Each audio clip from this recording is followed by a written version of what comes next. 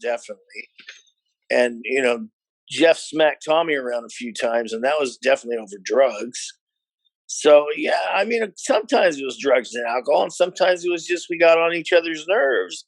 And that's what brothers do. I mean, siblings fight with each other. So, I mean, we're no different. We're just human. You know, I couldn't keep up with all the different members and their kind of the drugs that were going on there. What were some of your favorite drugs that you were taking at the time? I liked cocaine and ecstasy. Mm-hmm. Those were the ones I got really into kind of in the later part of Tesla before we broke up. But before that, I wasn't into anything. I just used to drink. So. Yeah, I found that really interesting is that when the other members were kind of going through their struggles, you kind of were pretty clean, but it was only till later that you kind of got into that. So what was it that sort of, I guess, inspired you to start doing more drugs and alcohol at that time? Well, because they were. So I wanted to connect with them. I went, well, let me see what this is all about. Okay, so it was more curiosity. Well, in the beginning, but then you liked it. Mm-hmm. I mean, have you ever done drugs? Yeah, I have. Did you like them? There were some drugs that I did enjoy. Yeah, exactly. Yeah. That's what I'm saying. It's just human nature. You do it out of curiosity and then you like them. And then you either fucking figure a way to get, outgrow them or you end up paying the piper. Mm-hmm. There's the story doesn't change. Mm-hmm. Yeah. But when did it get to a point where you felt like you really needed to do something about your cocaine or your alcohol use? Well, it was when Tesla finally broke up and I hooked up with my wife, Monique. She said, look, I won't date you if you're high. Mm-hmm. So I said, okay, I can quit. I don't need to take the drugs. So I stopped. Mm-hmm. Literally like that. Really? Just like that? So yeah, I'm one of those guys that can do that on some things. I wish I could stop some of the other things I start, but if the drugs, I just walked away from them. I went, I don't need them. Mm-hmm. And stopped. Well, that's really noble of you to be able to do that, because not everyone could do that. But I guess when you have, not everyone can do that. I was able to do that. I was able to stop drinking. Didn't really bother me. I wish I could stop eating, but that's a little bit harder. Oh yeah, it does. It takes a lot of determination and a lot of restraint. And yeah. I'm glad you brought that up because there was a point in your life where, you said you were a big guy and you felt pressured to lose weight, sort of for the image of the band. Mm-hmm. And you said you were borderline bulimic. Yeah, for a few years. Yeah, I was. Yeah. So can you tell me about that time in your life and what was going through your head?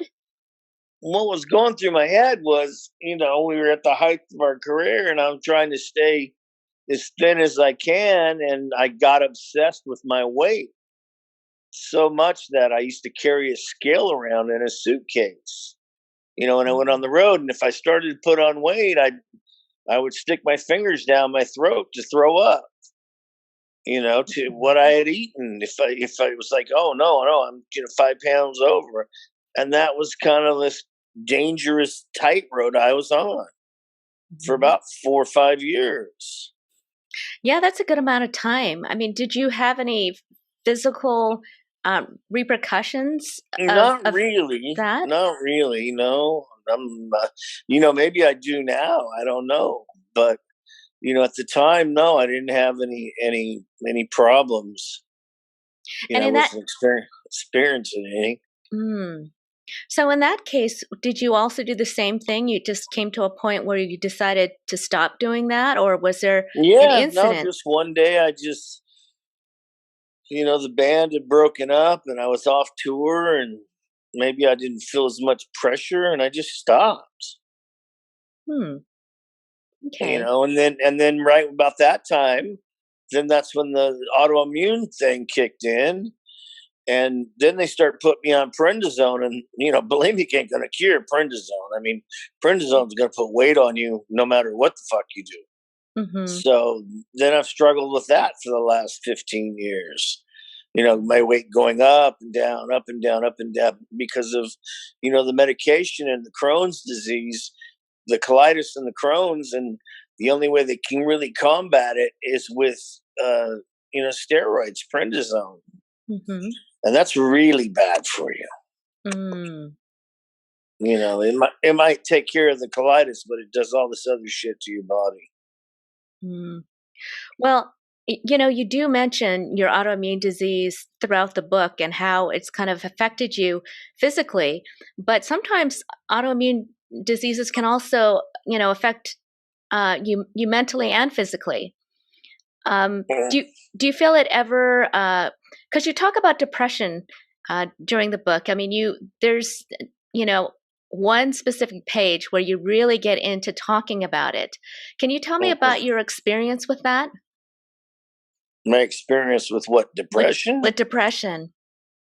Well, I've had it from time to time, but I think, you're probably talking about when I was in Canada.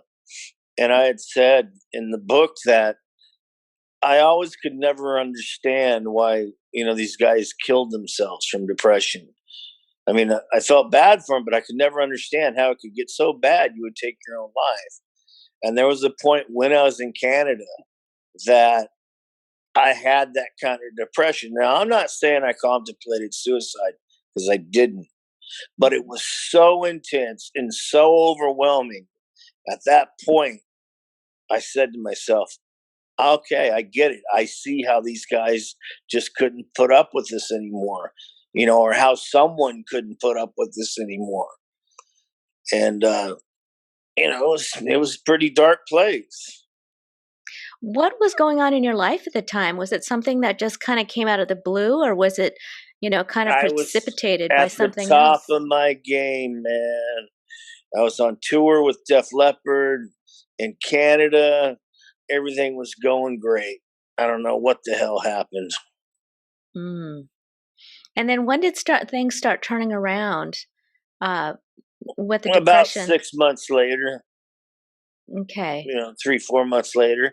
But I'm pretty sure that the depression was brought on because I tried getting off my anti-anxiety medicine, because I went through this period where I didn't want to take medicine anymore. I was like, I don't want to take the pills. I feel fine. So it took about 2.5, 3 months to wean off this Paxil stuff. And I was fine for about 3 or 4 months. And then this depression kicked in out of nowhere. And, I finally had to go back on Paxil, and it took care of it. So, I think the main thing is if you have to take medication for depression, don't not take it. Mm-hmm. Take the medicine. It's there for a reason. Don't feel like you're weak or inadequate or any of that shit. Take the fucking medicine. Well, I'm glad that you shared that, because there are, oftentimes that does happen. You feel like you're going through a chapter in your life or an episode in your life, and that you don't need the medication anymore. And then, people will do exactly what you do, which is wean off, and then find that they're in trouble again. So yeah, that's what happens. And then it takes a while to get the medicine back into your system. Right. It takes some time. So that's also kind of a, kind of an unstable time, having to wait for the medication to kick back in. Mm-hmm. Now, one of the things I think is really important to know is like some of the thoughts that go through your head when you're like deeply depressed. Was there anything that you thought of at the time that really kind of scared you or made you feel like, wow, this is really unusual for me to think this way? Well, that freaked me out because I never felt that way, and that in itself had me really, anxious and uptight. The fact that I wasn't feeling normal. It's just kind of like a cat chasing its tail. You know what I mean? You said you didn't feel normal. How would you describe that? I mean, what? Well, when your body's not feeling right or your mind doesn't feel right. I mean, you're always in tune with your body and what's going on. You can tell. Mm-hmm. And it just didn't feel right. Something was off. Mm-hmm. Mentally, emotionally, it was off. Mm. And it was kind of freaking me out. Because, like I said, it was like there wasn't nothing really going on that was real, tragic or anything or to have me upset. It was just normal business as usual. Yeah, I mean, I think that's the thing is that when we're depressed or when we're anxious, sometimes we have these thoughts that we feel like, where did that come from? And it really does scare us. But when Tesla started to rise in fame, you started to have anxiety and panic attacks. Uh, how did you deal with those panic attacks when you were on tour? Well, it didn't really happen until we were making Psychotic Supper and I was in the studio making it. I wasn't on tour when they first came along. I've had some since then on tour, but I've learned how to control it and how to recognize it and deal with it. But when they first started coming out, we were in the rehearsal studio working on Psychotic Supper. And one night I went to rehearsal. We were in pre-production, and I threw up all over the place and started freaking out. And Steve Thompson took me outside, our producer, and he said, "Look, when we get to New York next week, my brother's a doctor at the hospital. We'll have him check you out and see what's going on." And then that's when I was diagnosed with the anxiety disorder. Hmm. And you mentioned you didn't want to take medication for the anxiety or the panic attacks. So how did? Yeah, yeah, because I was already taking drugs kind of recreationally, pills, and I didn't want to get more pills, you know. So I decided to go the psychiatry route, even though I didn't really believe in psychiatry at the time. And But what were go some ahead. of the drugs that you were taking at that time? Because I do remember you saying that Psychotic Supper is when a lot of the band members were kind of in the midst of drugs and alcohol. Yeah, yeah. I mean, I think I like benzos, Valium or something like that. I was kind of into that. Quaalude. There, you could still get Quaalude back Hmm. then, but not a lot, but more than I was used to. Not like I got later in life with cocaine and ecstasy. I mean, I was full on, coke freak. So I was just dabbling with it, and I didn't want to take more pills. Mm. Not really a pill kind of guy. And what did you? What kind of coping skills or what things did you learn in um, through your therapy to help deal with those panic attacks?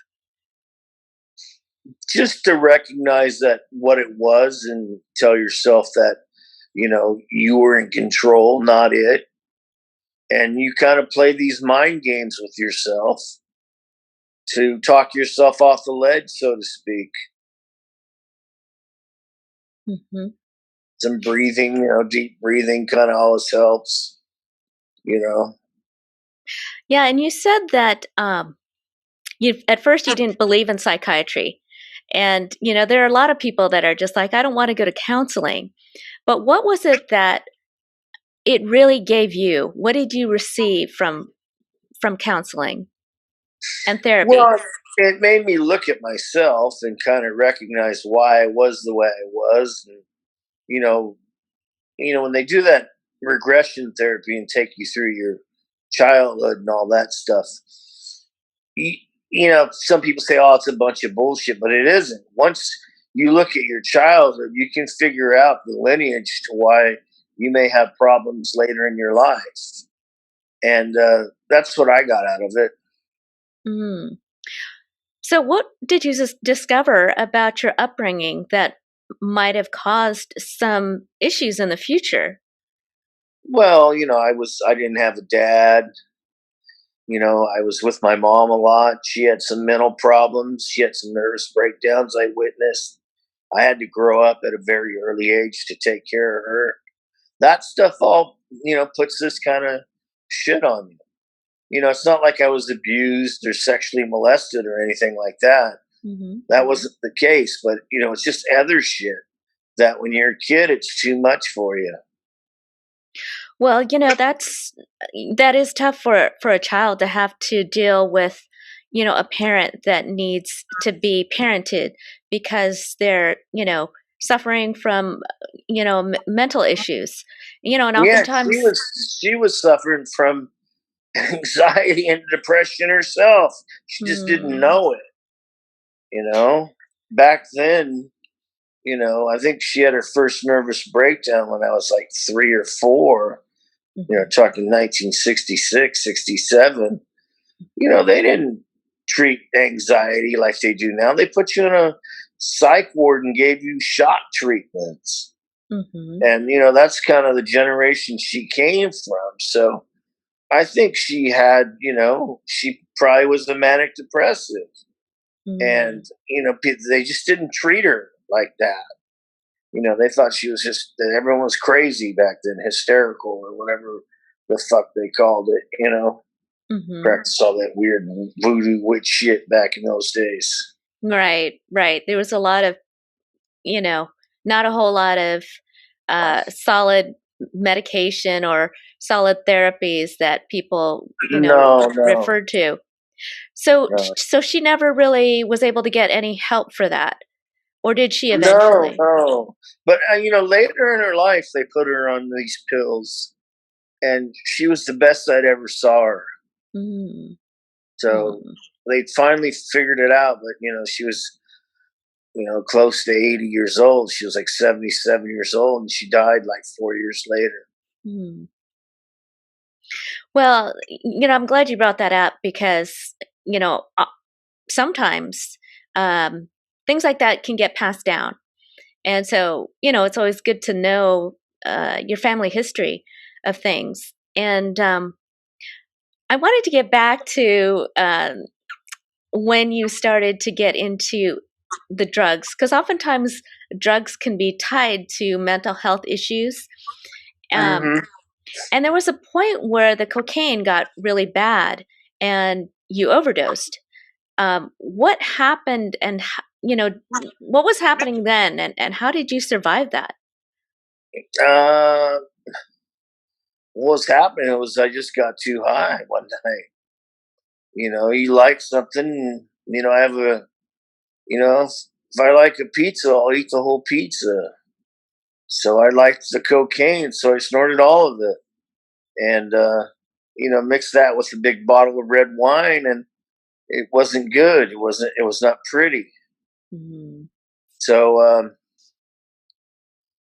that's what happened. How I survived it was my poor mom was there at the house, and I called a friend of mine who was in a sober program, told him what I did,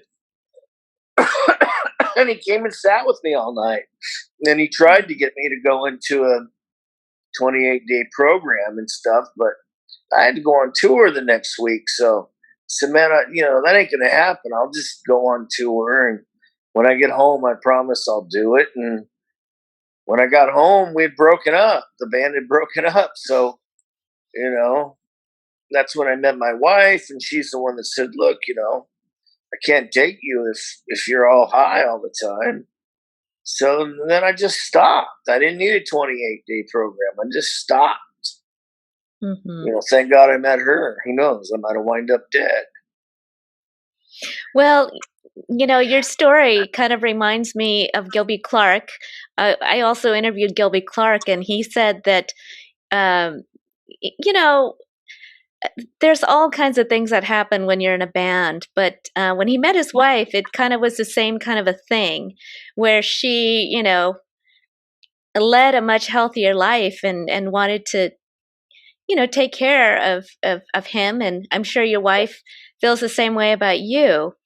Yeah, well, no one wants to feel like shit, you know, and sometimes you just don't know how to stop so you don't have to feel like shit. A lot of things you do, you self-inflict. So, but I'm a believer that no one wants to feel like shit. So if you can just get off the track for a second, you can get off the merry-go-round, hopefully. Mm-hmm. Yeah. Well, your band Tesla, toured so much, and there were, changes in your success. And I would think that fame is also kind of like an addiction. I mean, did you feel that the fame also kind of got to the heads of a lot of the people in the band? Yeah, it does to everybody. You can't help it. I mean, it's hard to be young and successful and not be affected by it. I mean, it happens. I think it happens to everybody. And you just gotta hope that you're lucky enough that you come out the other side of it, and come back to some sense of normality and realize that, it's just your job and this is what you do, and you ain't special or better than anyone else. It's just a gift you got, that's what you do, and someone else does something else really cool. We all have something we're good at. So, but when you're young, it's hard not to get caught up in the hype, if you will, and believe you're, cool as fuck. So it happens, and it happened to me, and it happened to lots of guys I know, and you know, fortunately, I was able to, I don't trip on it anymore. It's just like, okay, that's my job. Mm-hmm. You know what I mean? Well, you have you were in Soul Motor also. Mm-hmm. Mm-hmm. And so that was, when you started that, every band starts off playing smaller venues and kind of building their audience.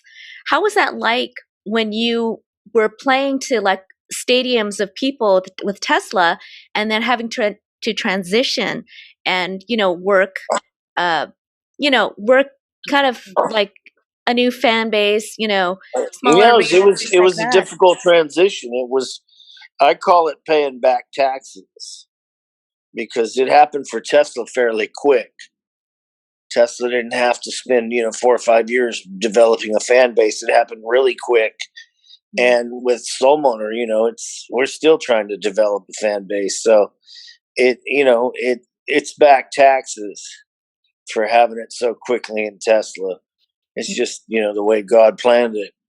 But yeah, it can be tough sometimes when you're playing to 12 people. You know, when you're used to paying to 10,000. Yeah, I can imagine. Yeah, but it builds character as well. Mm. Well, you mentioned your friend Ross Halfin, the Mm-hmm. photographer, and he mentioned that you flew out to England to be with him when he was in a bad place in his life, and Mm-hmm. really considers you a good friend. Mm-hmm. Can you tell me how that experience was for you? To take action when your friend was in like emotional pain. Um, it's just how I am. I like to help my friends. If you're my friend, you're my friend for life. And I could see he was hurting and he needed someone. So we went, Mm-hmm. and I would hope he would do the same for me. It's just what you do sometimes for your friends. Yeah, I think sometimes just spending time, even next to your friend, you might not even be doing anything special. Just showing Mm-hmm. that you care can really make a difference when someone Yeah. is not in a good place for whatever reasons. And we all go through those times in our Mm-hmm. lives. You mentioned something, part of the podcast is about uh, solutions. And you mentioned something in your book called the Hcg Diet. What is that? That is this diet that you take these shots, and I think it's the pregnant woman's hormone or something when she's pregnant, Mm-hmm. and you shoot them into your belly.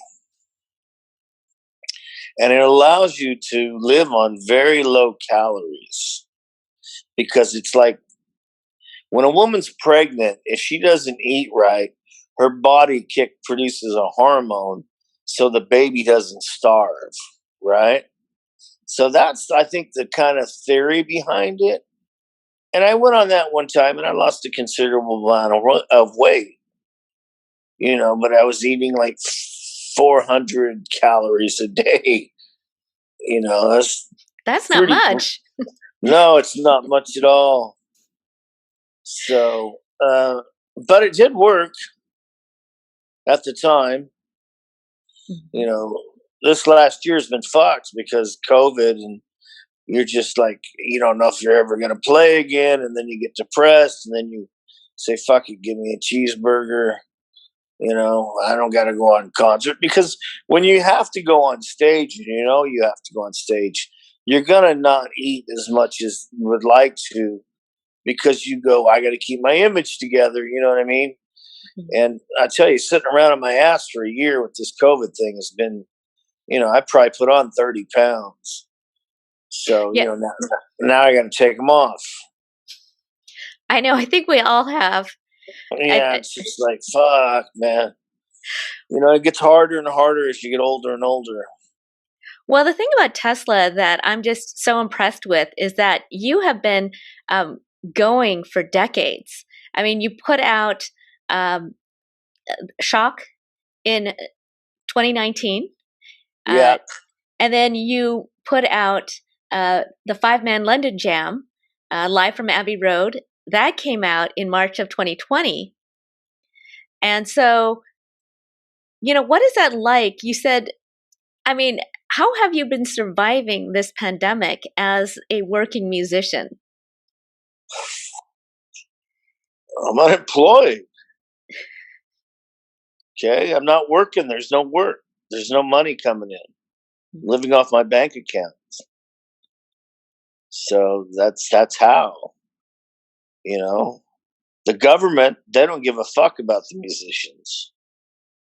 They don't even send us a stimulus check or nothing.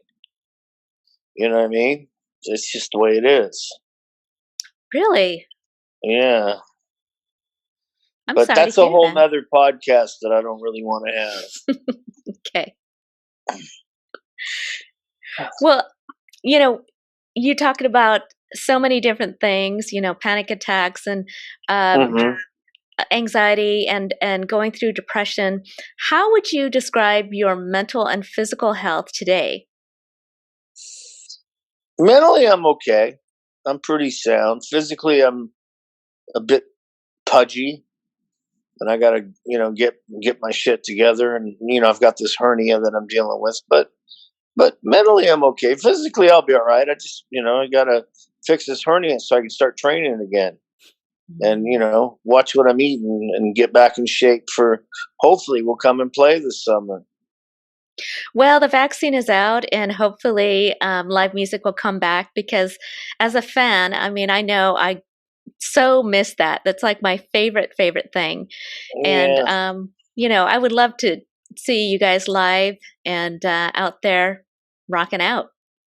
Well, we're going to try as soon as we can.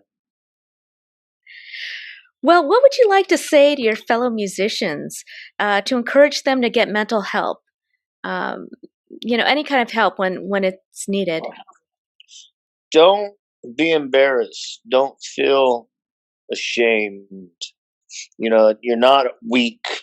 Don't let someone make you feel inferior. If you feel bad, talk to somebody about it. It doesn't make you less of a person. If anything, it makes you a bigger person. That's what I would tell them. And I really appreciated the fact that in your book you included the suicide prevention line and the crisis text line. Because that's something that people can do anonymously. Yeah. And one more thing. You mentioned that social media can sometimes be hurtful to your mental health. Can you? Fuck yeah, it can be. Yeah, can you tell me how social media has affected you negatively? Well, look, man, people are, you do what I do, people are always taking pictures of you, right? And, I don't put a disclaimer out there. I mean, that's kind of one of the reasons I put it in the book. It's like, look, I suffer from an anxiety disorder that makes me have to go on, prednisone sometimes 2 and 3 times a year, and my weight goes up and down. And, when some guy in fucking South America goes, look at that fat motherfucker, he ought to go on a diet or get on a treadmill. When you went to South America to play, but your arm wasn't working because of your autoimmune disease, but you pumped up on steroids and were able to go play the tour, it kind of fucks with your head. Because people can say whatever they want, sit behind their fucking computer and judge and talk shit about anybody. But, fuck you. You put your nuts on the line and you go out and you fucking go get on stage. So, I don't want people to blow smoke up my ass, but I don't think being vicious to somebody is really quite the answer either. I don't need someone to tell me I'm great. Okay? Or to tell anyone they're great. But to fucking pick on people, when you don't even know what they may be going through in their life, it's just fucking being an asshole. And that's what you get. You get a free ticket to do that with social media. You can talk shit about anybody. I feel bad when they talk about Vince Neil and talk all kinds of shit about him or, whoever. It's just like, what, if you ain't got nothing good to say, go to another page that's interesting to you, or, go look at porno, whatever the fuck you need to do, man. You don't need to fucking spew negativity. It doesn't help anybody,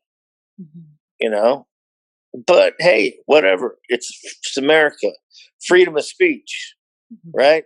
Unless you're not on the right. If you're on the wrong side, they want to shut you down now. So, like I said, that's another fucking podcast we can get into some other time. But, Well, is there anything else that you would like to say about Tesla, about Soul Motor? Yeah, we're the greatest band in the world. Well, you sold 14 million albums and counting. So that is something to really be proud of. Tesla is my most proudest thing in life. We've managed to persevere a lot of shit, and we're still there. We're still playing. We still sound really good. And that makes me really proud. And we do a lot of it on our own these days. So yeah, it's quite a thing. Well, thank you so much, Brian. And thank you so much for the music. Oh, you're so welcome. Many decades of music. That's the easy part. We love doing that. That's the easy part. The rest of the shit can be hard. The playing the music's pretty easy for us. Okay, well, thank you so much, Brian. You did wonderful. All right, and thanks for calling me back and having a second go at this. Well, I really appreciate it, and I, wish you the best with this hernia, and I'm glad you're feeling better. And, yeah, I am. And, good. Tomorrow I'll see the doctor, and hopefully we'll get it scheduled and get this sorted out, and then I can get back on the good foot. Awesome. Okay. Well, I will let you know when the podcast drops. Okay. And if you feel like spreading the word as a retweet or something, that would be awesome. Absolutely. Send you're the best. Thank you so much. Okay. Thank you. Bye-bye. Hi. I'm Mari Fong, producer and host for Check Your Head, Mental Health for Musicians podcast. If you enjoyed this video, please subscribe to our YouTube channel. If you like us, please follow us on social media at Check Your Head Podcast and visit us at checkyourheadpodcast.com, where you'll find over 100 mental health resources that will assist you in your mental health recovery. You rock, and we love you.